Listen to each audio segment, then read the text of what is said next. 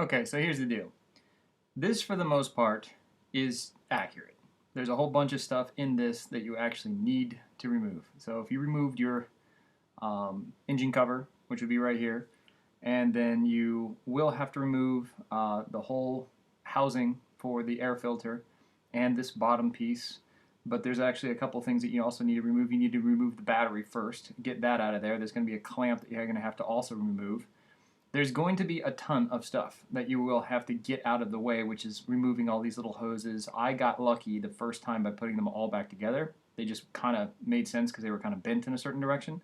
But just keep notice when you have to move those things out of the way, there is a good chance that you may put them underneath the engine or some other thing, and you may forget to grab them and put them back up. So it's pretty self-explanatory, but just take good pictures if you're going to do this yourself, because I was not able to do a good enough video when I was doing it. However, all these parts are correct. Now, the actual thermostat is on, if you were standing in front of the car, it's on the driver's side. It's basically where the radiator hose comes up and it goes into a longer pipe, which is right here. I didn't disconnect that. What I actually did is there's 3 bolts right here. They're 10 millimeter bolts. They were a pain in the neck to get to. But once you could get to them, just use an extension, pull them out very gently. And then once those things are there, there is a big, huge, I think it's like a 15 millimeter or something like that that's on the end of this. Don't touch it. It's unnecessary to move. And I'll show you that in the video. But basically, when you pull this thing out, it will slide right off. If you haven't drained, it's going to spill a bunch of draining fluid or coolant. And then you'll be able to just pull this out with a pair of pliers, and then you'll be able to stick the new one in, put everything back. But you don't have to remove the hose down here. You do have to undo this bolt right here. I think this was a 12 millimeter bolt. Once that was out, then I was able to at least freely move this kind of whole contraption here just to the side and kind of twist it a bit until I could get out of the way just to pull this thing out. That was the easiest way to do it without actually having to drain the entire system, without having to go through a billion little steps and everything like that. It was a pain in the neck, but realistically, if you can pull this, the battery, and all this other stuff out of there, get the hoses and wires out of the way, and just kind of move things a little bit here and there, the only thing you really have to move are these 3 bolts. You'll be able to pop the thing and twist it, and then you'll be able to have access to the actual thermostat. Once you pull that out, you can pop the other one in there. So they did not explain this. Where I found this online, where it was a video that told you to remove the serpentine belts and all that kind of stuff, it's on the totally other side of the engine, has nothing to do with it. Know that for a fact because I did that as replaced a timing belt with a water pump at the same time. That was a major thing you had to take off the wheel, but the video is completely wrong. So this right here, I can confirm without a doubt, and you'll see it in the video, that the thermostat is on the driver's side of the engine, and you still can get it, and you only really technically need to move these bolts, which are 10 millimeters, and you should be fine. Okay, so hopefully this will be the way to actually change the thermostat out on a 2004 RX330 Lexus. So I read online that you're supposed to basically take off the battery, then take off this air filter housing, and then underneath here somewhere is just basically where the 2 bolts that have a hose that goes onto the side of the engine block, which actually holds the thermostat on. So once I take all this stuff out, hopefully we'll be able to see it. I'll show you in a second. Okay, so basically just took off the bracket, the battery. Just needed a 10 millimeter socket. Just pull those things apart and pull this little hook thing that comes over here. Pull this plate out. Just obviously full of dirt. And I'm supposed to go ahead and remove this whole box here. I think I can start to see where it's actually going to go under there, but I guess we'll have to take off these bolts, a couple of different pieces, maybe even this piece as well. So, yeah, see what we got. Okay, so after removing all this stuff, I just basically had to remove, unscrew these. These are still 10 mil, and everything is 10 millimeters so far. So I loosened those, pulled this off the back before it plugs into this. I guess that's the O2 sensor, and it just kind of pops in like that. It's really easy to remove. Pulled out the air filter, which was crazy dirty. Good that I have to clean that. And these little hoses and stuff like that just go on the fronts and sides of all these guys. So hopefully I can put that back together. But they're basically, there's a hose like here, here, here, and here. Little spigots and stuff like that. Those are the little ones in the back. But after I loosened these guys, I found that inside this little holder here, there's these 3 10 millimeter bolts down here. Just use a socket and extension, was easy to remove. And hopefully if I pull this out, looks like it's pretty well loose, and I just got to disconnect it from this guy. It's so hard to hold the phone at the same time, so go ahead and do that, and we shall see what the next step is. Of course, with everything, without a proper set of instructions, this right here was just this little cover, and it had some push pins, which are basically these little guys. You just basically stick a little small screwdriver in them so they pop out, and they simply just kind of lift up and pop up. So there's one here, one here, one in the face right here, and then one here. And basically, once I pulled this off, then there was 3 other 10mm screws I'm pulling off right here to remove this to get this loose. And that makes this, well, I gotta remove that little clamp so it gets out of the way, but for the most part I could probably just set this to the side. But that's what I removed so far. Okay, so I finally got to the thermostat. So just to confirm that YouTube video is wrong, the belts are on this side of the car.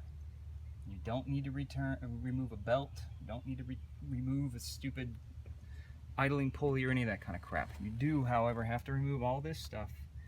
There's like some other things you're just gonna have to remove and get to, switches, plugs, whatever, you're just gonna have to get to them. 3 bolts, which are 10mm, hold on to this little compartment down there. I wasn't able to slide off any of the radiator hoses because they're just seized to the actual pipes.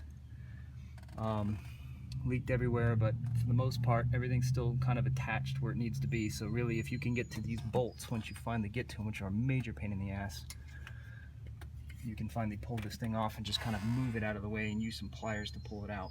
It's going to be a lot of fun to actually put this thing back in, but that on a 2004 RX330 is where the thermostat is. You don't need to do the other idling pulley to get to it. Total pain in the ass. Haven't had fun working on this Lexus at all. So, but that's where it is. So, in the story.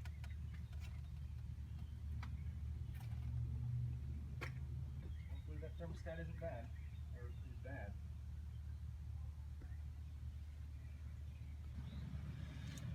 Alright, so just to summarize, when I was able to actually fix this car, or at least get the thermostat out so far, I only needed a 10mm for most of all the pieces and a 12mm for one bolt, which is this guy right here that actually attaches the radiator hose.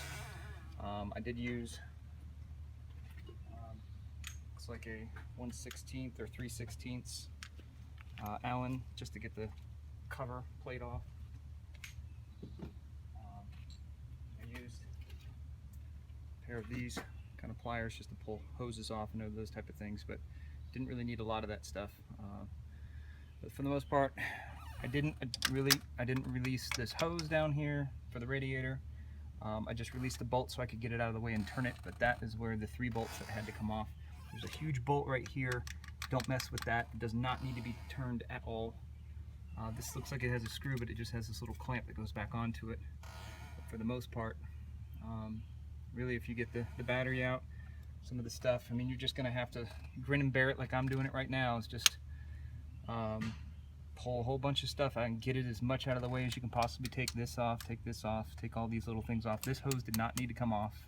None of these had to come off. I was able to do it without actually having to do that. Well, it's all put back together. Purring like a kitten. Gonna wait until it's up.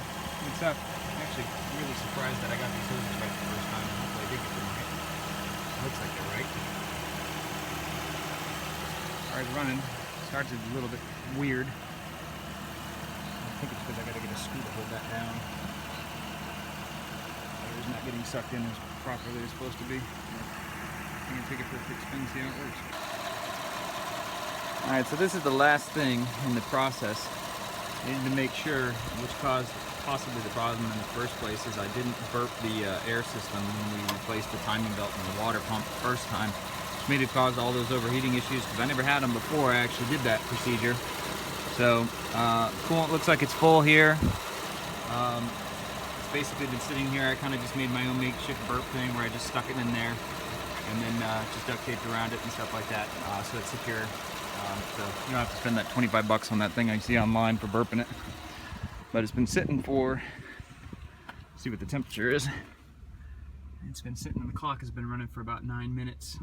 To burp the system properly, what you got to do is you got to engage your heater core after you fill up the system and turn your system all the way to high. That way it opens up the valve, lets basically the coolant will get sucked into the heater core, because unless that valve is open, you could fill up the radiator all the way and it doesn't actually get into the heater core, so that's why it won't blow hot. So if you turn your settings all the way down to low for the fan, keep it on high, and then basically fill it all the way you can get. And if it basically looks like this, it's pretty much done burping the system and everything like that. So I think I'm good. It's the first time I've been able to actually do this without it overheating. Now the trick is, let's see if it overheats when I turn off the air conditioner. Let's take it down. Let's put it at 68. And now, see if we can get cold air out of there.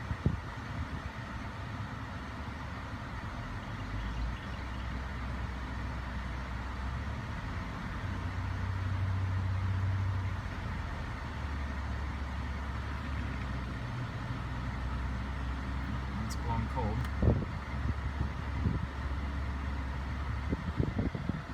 Let's see if the temperature doesn't rise. Look like it. It's staying where it needs to be.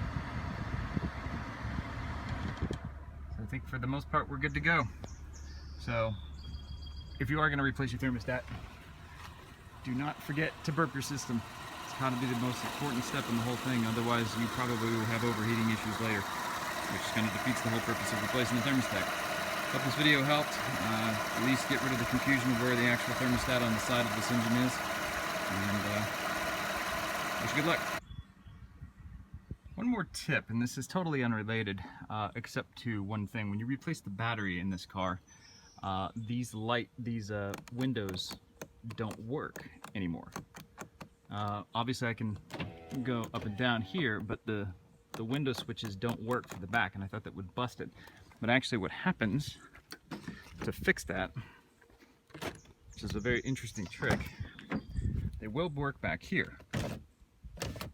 The auto setting does not work. So the trick is you pull the auto up all the way to the end, to the window's always closed, and hold it for about 3 seconds. Then after that, when you let it go, then you can push it, and then it'll work. It's a very strange trick. And the funny thing is, remember how it didn't work before? Now it works. So if you have that experience where the windows, now I bet you that back one, see I can't get it to work? That's the passenger rear. So I do the same trick over there.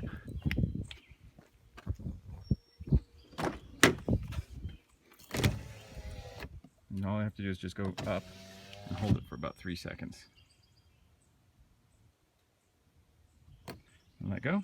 If it goes to auto, then it's responding. Same thing this door, and do it to all the doors that have their independent switches. I think I already did it to this one, so I don't have to worry about that. And let's go ahead and double check. See if we can't get responses from 1, 2, 3, and 4. Piece of cake. Hope that tip helps. Obviously make sure that switch is up when you're doing it. But that should pretty much fix it.